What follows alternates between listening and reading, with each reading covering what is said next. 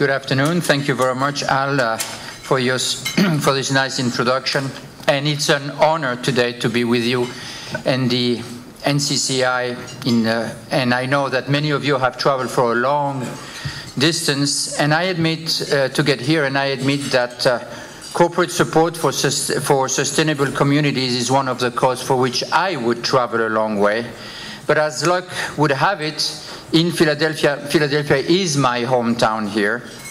And so on behalf of my fellow Philadelphians, let me welcome you to this fair city, a community with a history of great partnerships between private business, local government, academia, and some 3,000 non-profit organizations.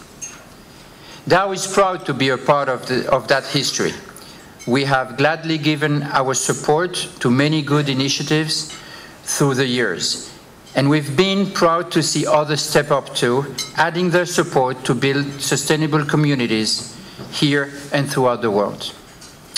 By working together, we have advanced the cause of sustainability and sustainable communities to a level that many of us would only dream of only 10 or 20 years ago. No doubt, many of you are here today could bear witness to what good intentions and a lot of well-spent money can do.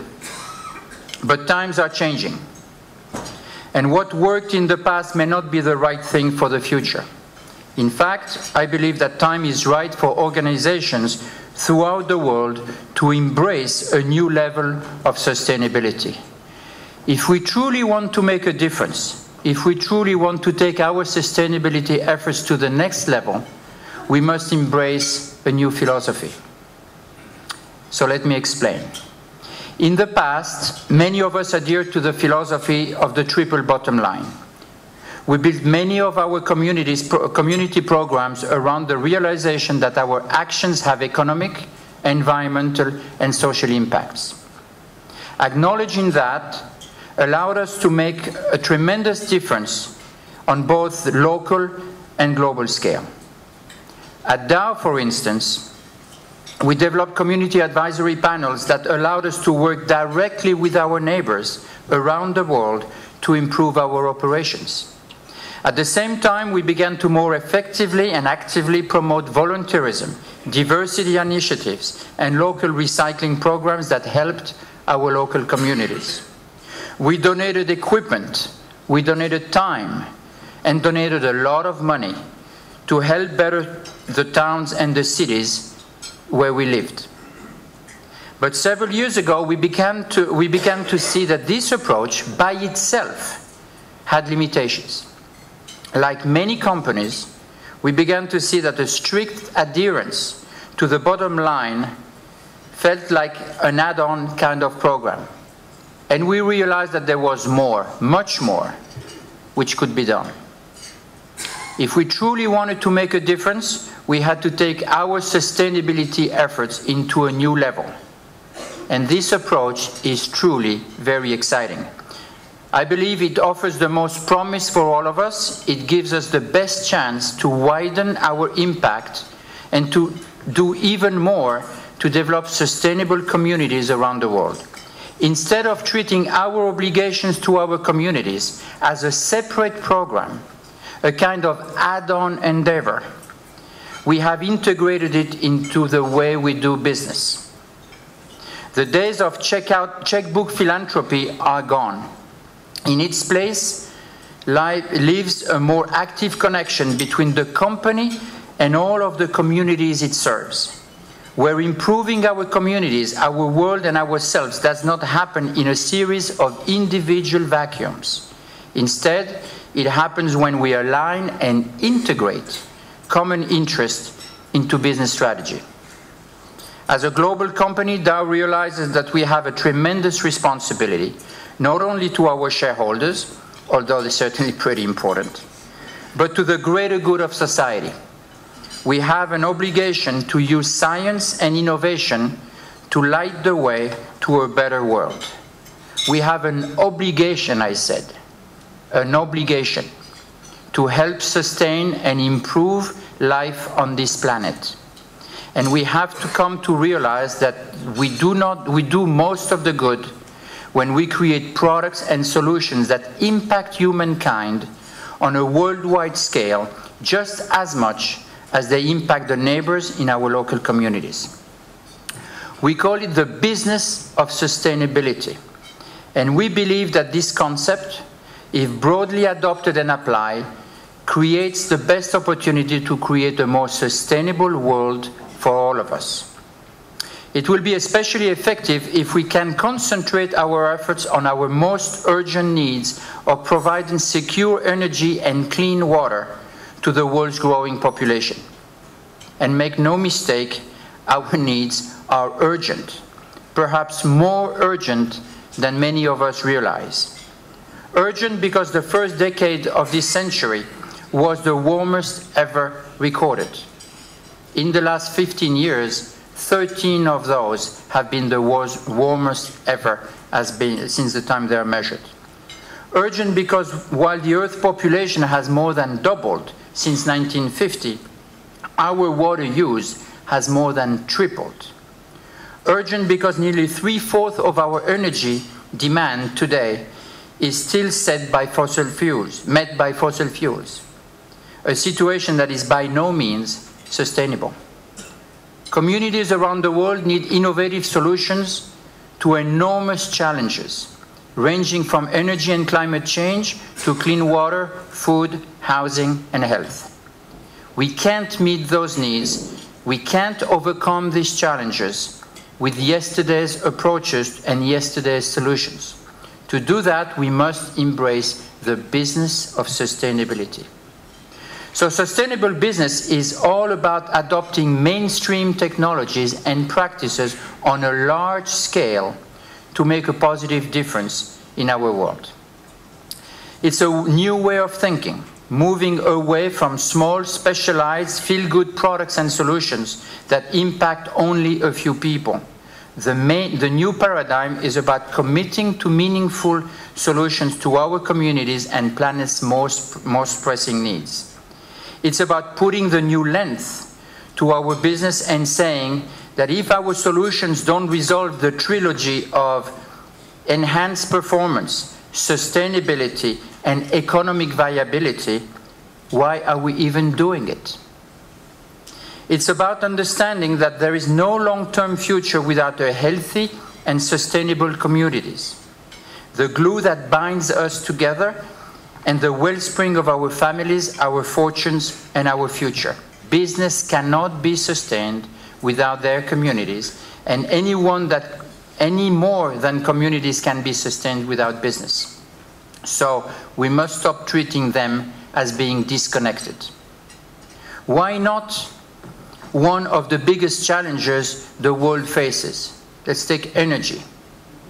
The International Energy Agency forecasts that global energy use will rise 40% by 2030 and 70% by 2050. In the US alone, energy consumption will grow 14% by 2035.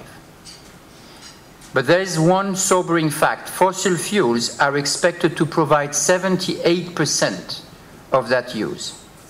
You don't have to be an engineer to know that this path is unsustainable.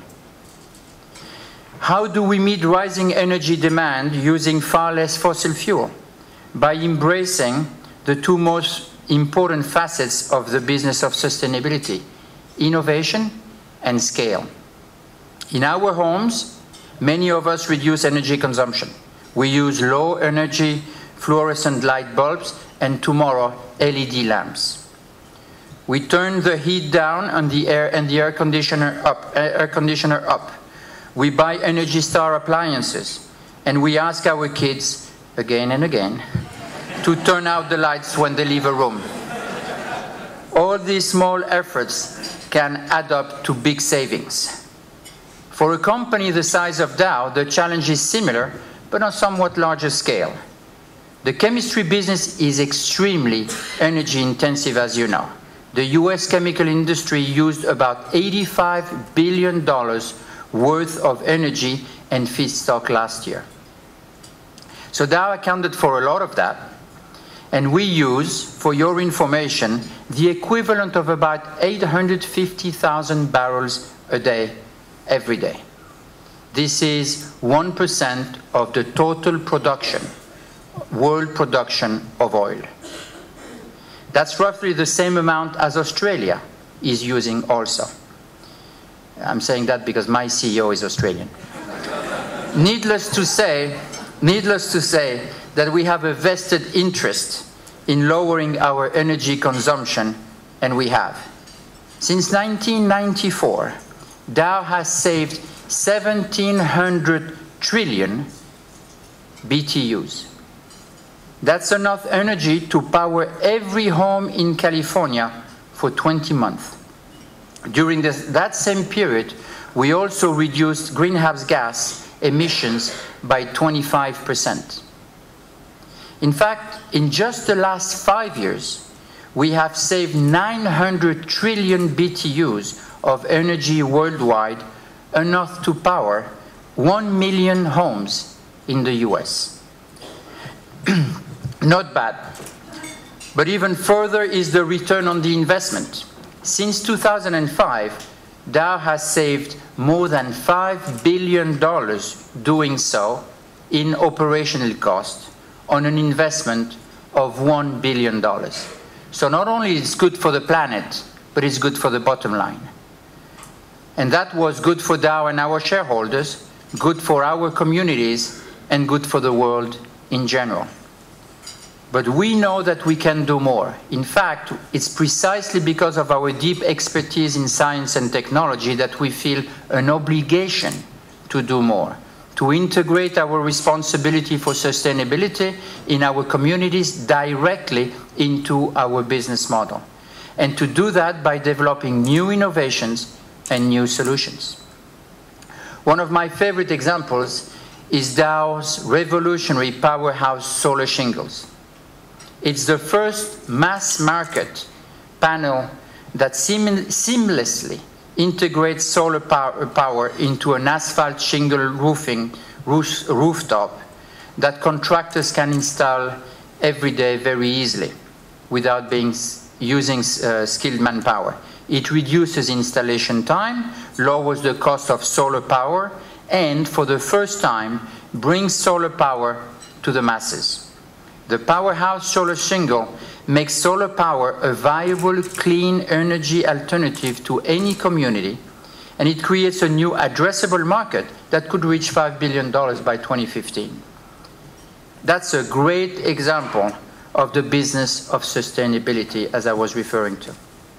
A new innovation for sustainable communities around the world. It's innovative, and soon it will be producing this at a scale with a new dedicated facility in Michigan. Not all products are as cutting edge, but that doesn't mean that they're less impactful. Insulation, for example.